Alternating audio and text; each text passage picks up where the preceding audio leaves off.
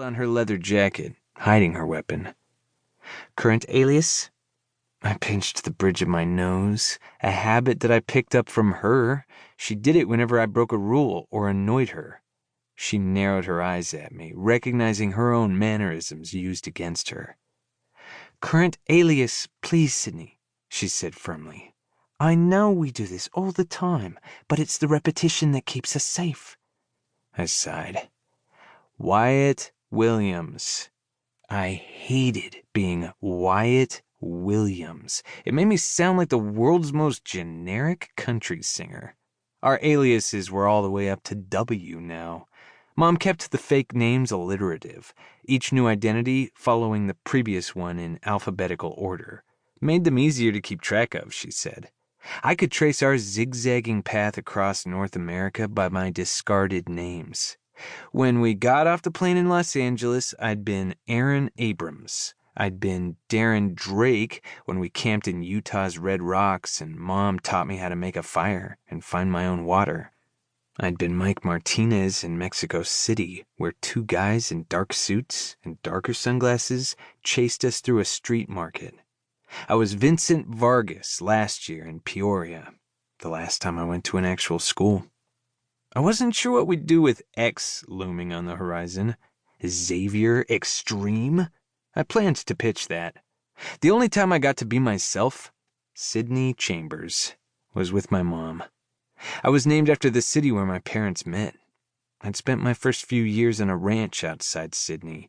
My memories of the place were hazy, but I could picture the way the crispy green grass in our backyard hurt my bare feet, and how once you left the range of our house's sprinkler system, the landscape turned to burned dirt and red rocks.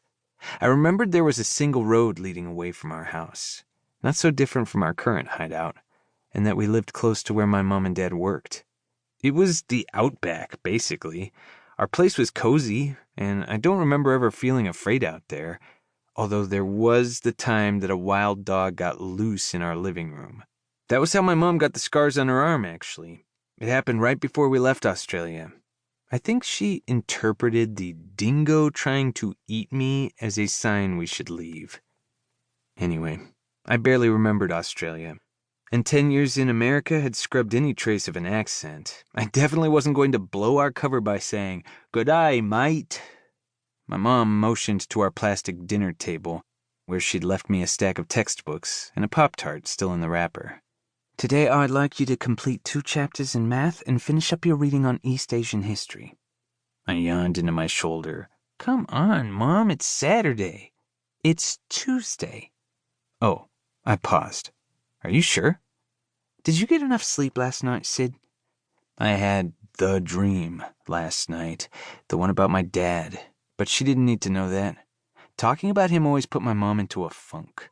Half melancholy and half bloodthirsty guerrilla fighter without a mission.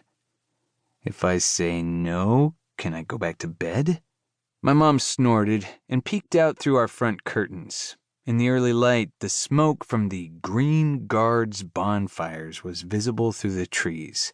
The Ecological Direct Action Group had shown up a few weeks ago to protest the oil pipeline getting built at the edge of the woods.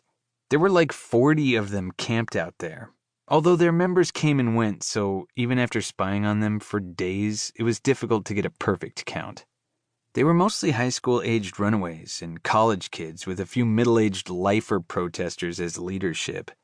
They'd stopped by our cabin to check that it was cool if they camped next to our land. We'd fixed up the abandoned cabin, but we were just squatters, so what were we supposed to say? I'd like you to stay inside while I'm gone, my mom said. We know all we need to about our neighbors. No need for another operation. An operation. That's what Mom called it whenever she sent me to be around people. Like the other day, when I'd popped by the Green Guard campsite to chat them up. It was important, Mom said, that I learn social skills. I'd been to 8 different schools over the years, never for longer than a few months, though.